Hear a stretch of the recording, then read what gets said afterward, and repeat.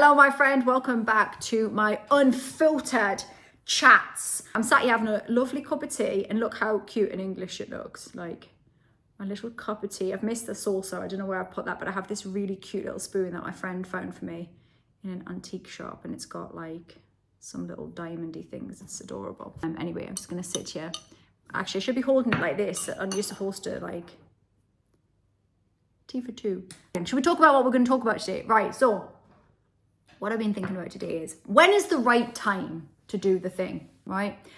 When is the right time? I was talking to a client of mine who has a big decision to make, either go one way or the other. And she was saying, I just don't know whether it's the right time, if this is the right time to start.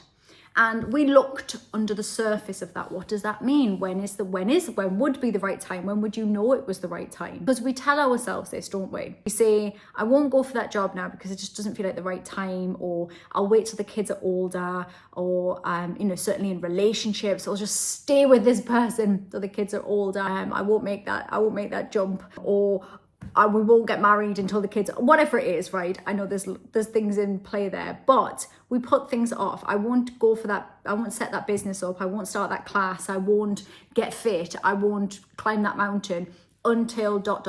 this thing has happened, or it feels like the right time. And the thing is with the feels like the right time is that it will probably never feel like the right time, right? If I were to say to you, what are the perfect circumstances? You would feel it was the right time. You would describe those circumstances, and then when they happened, it still probably wouldn't feel like the right time, because there's always going to be the unknown. There's always going to be, if I do this, what if I lose this? And you will. When you make a decision towards one thing, they're lost somewhere else. That's just the nature of things, right? There's always, you kind of have to choose which pain you want. What are you prepared to accept, and what are you not prepared to accept? I know I'm going off on a bit of a tangent there, but my point is that you will never feel like there is the perfect circumstances. You just have to make decisions. And sometimes we have to make decisions when we aren't super confident of whether we can make something work. But we also might get to the stage, and maybe you are at this now, where we think, I don't know whether this can be the thing. I don't know whether this is it. I know that this isn't it. I know that right now I don't feel good. And yeah, I might make this leap over here, get that new job, start that business, leave the relationship, go for this, whatever it is, right? I might make that decision and it might not work out, right? Of course, might not work out. But ultimately, if you don't feel good in this moment and this isn't working, anything is just a move, right? When my daughter recently started her new school, we had a similar conversation where she was saying, well, this might not be as good at this school, and this, we'll come doing the comparison thing. And I said to her, look, the reality is this: let's take this as an adventure. We don't know what's going to be like there at this new school. We don't know whether it's going to be better as such. But what we can say is, right now, this isn't working. So if we even just do a sidestep, we haven't lost anything, because we'll have gained in other ways. We'll have gained because we met new people, we've had a change of scenery, we've had a different uniform, whatever, we've done something differently, we've gained new knowledge, we've been brave enough to make that step, which feels good.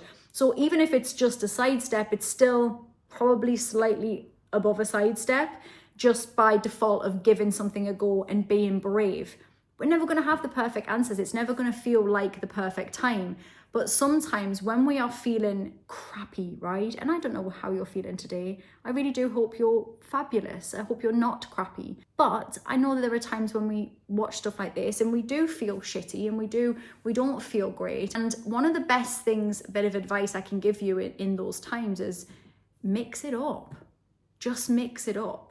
Do something different. It doesn't have to be all drastic. It doesn't have to be, I'm going to move to the other side of the country, I'm going to leave it doesn't have to be the big drastic things. It might just be, I'm going to wear something different today. I'm going to go somewhere different. I'm going to make a different dinner this evening. Just mix it up in some way. I mean, yeah, I might say stretch it a little just from a different dinner, but you've got to start where you're at, right? There will never be a perfect time to do anything.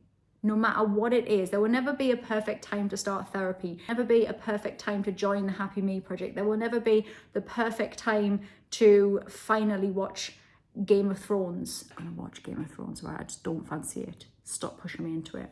Whatever it is, there will never be a perfect time when your ducks are in a row and there's a neon sign that clunks you in the head and says, now is the time. It's not going to happen like that. It will be more likely that you'll just feel completely uncomfortable where you are.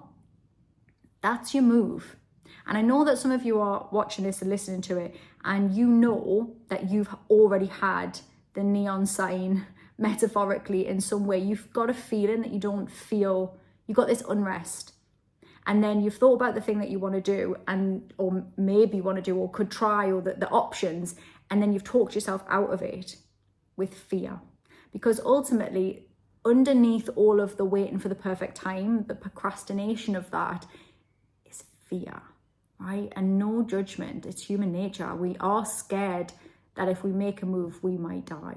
And I know you don't logically think, you're not consciously thinking, I'm going to die, I would hope, but you might be thinking, I might lose everything that I currently love, right? And the stories that we tell ourselves are really very rarely true, because they're based on the fact that our brain, I just hit myself in the face there, that our brain has a negativity bias. Our brain is trying to really go over the top. Like it wants to look for the worst to make sure it can keep you safe and alive, right? So if you've got a negativity bias, then the stories that we tell ourselves can often lean towards that, the scary version of it, because we think, well, if I scare myself and think of all of the worst case scenario, maybe I'll be prepared, maybe I won't do it because I know that story, and I'll just stay safe, and it can be an excuse that I can hide behind. I want you to have a good life. I don't want you to live your life by just default and accept whatever life chucks your way and just be like, well, that's it then now for me. No, I want you to have a good life. That's literally why I do what I do. I want people to feel good. We're here for a short time in reality, so we may as well have fun with it and enjoy it. So my nudge, I am your neon sign. I am your walloping great big neon sign. What is it that you need right now that is going to support you? And I support you. I would love to support you in the Happy Me Project membership. When you get into the membership, I can really support you on a daily in there, and so can the community, and you'll have access to all the things that you can support yourself with. And we've just created these new pathways, which I've been talking about quite a lot, that when you first join the membership, there's 3 pathways you could choose to go down. You can go down all of them if you wish, but if you're saying that to me, I'm going to say that you go down the 3rd pathway, which is recharge and reboot. Start there because you sound like you're very overwhelmed, right? But one of the pathways that's relevant to this conversation is the WTF, what the fuck do I do next pathway. And that pathway is exactly this. It's that exploration, but without perfection, without judgment of ourselves, knowing that along the way it'll be messy. Within the Happy Me Project method, I talk about the bump in the road. Always. There'll be a bump. Of course there will. But we learn to just, pick ourselves up, ride the bump. Ride the wave is what I meant, but you know what I mean. We step over the bump, we get back up, we dust ourselves down, and we try again. It's important that we support ourselves, right? When we're feeling these feelings of WTF, what do I do next? But within the membership, there is a pathway that really can support you with that. It's already in place. At the moment you join the membership, you'll get supported down that route. And you can share within the community what it is that you're going to do. We had one of my members this week has been telling me all of the things that he is doing. He's out in America and he's been doing line dancing, and he has been doing Zumba. What else did he say he's been doing? All sorts of joining the choir, all sorts of things going on. And that's really exciting because you never know what is going to be the thing that changes things for you. And that is really, really exciting. That will be my message for this week. Be brave this week, whatever your pull is, whatever you're feeling a little pull towards.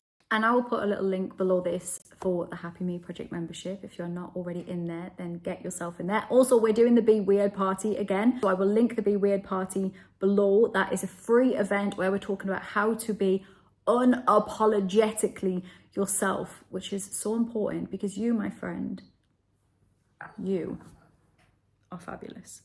I'll speak to you all next